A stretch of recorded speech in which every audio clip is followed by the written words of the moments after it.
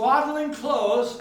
And when the time of her purification was fulfilled, she had to go into the temple and offer 2 turtle doves for her purification. And, get this phrase, present him, meaning Jesus, present him to the Lord. What does that mean, present him to the Lord? She and Joseph were redeeming him.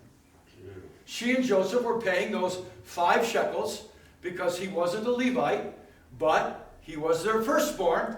And so you can't sacrifice him. He's a child. You don't sacrifice children.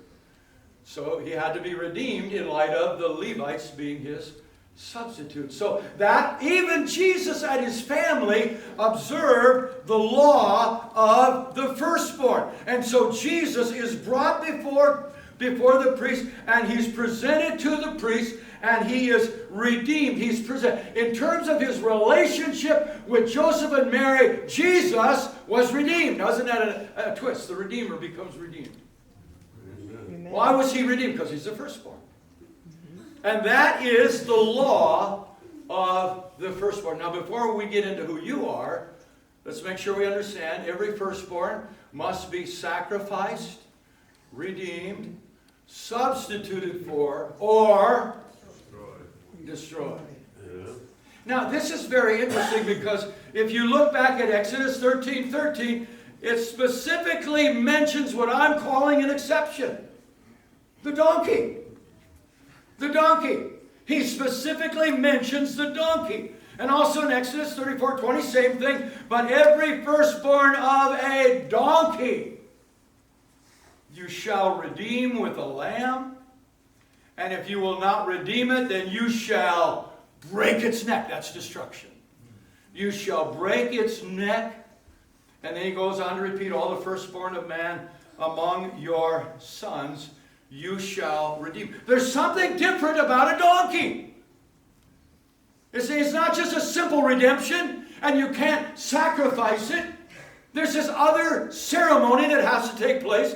If the firstborn is a donkey, notice he says, you shall redeem it with a lamb.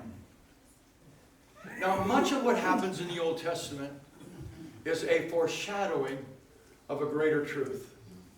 And this is one of those passages. This is a foreshadowing of a greater truth. Now let's get into this. What do I mean when I say, we are the donkey? Well, this donkey, first of all, was unclean. Now you are a very attentive and a very gracious congregation. So I'm going to forewarn you. Are you ready to be insulted? Ready to be insulted? You already called me a donkey. Are you ready to be insulted? The donkey is unclean, so it can't be sacrificed. God will not accept it as a sacrifice because it is unclean. So are you. So am I. I don't care how religious I am. I don't care how religious you are. I am unclean.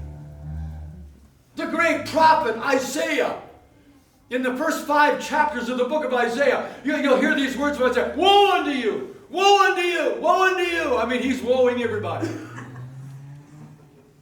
But then in chapter 6, he has a vision. And he sees the Lord high on his throne. He sees the Lord in his holiness. And you know how he responds? Woe is me!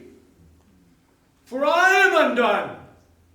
I am a man of unclean lips, and I dwell in the midst of a people of unclean lips, for my eyes have seen the King. In other words, we could translate this way. If you were to compare me to other people, I'm okay. Woe unto you. But when I stand in the presence of a holy God, it's woe unto me.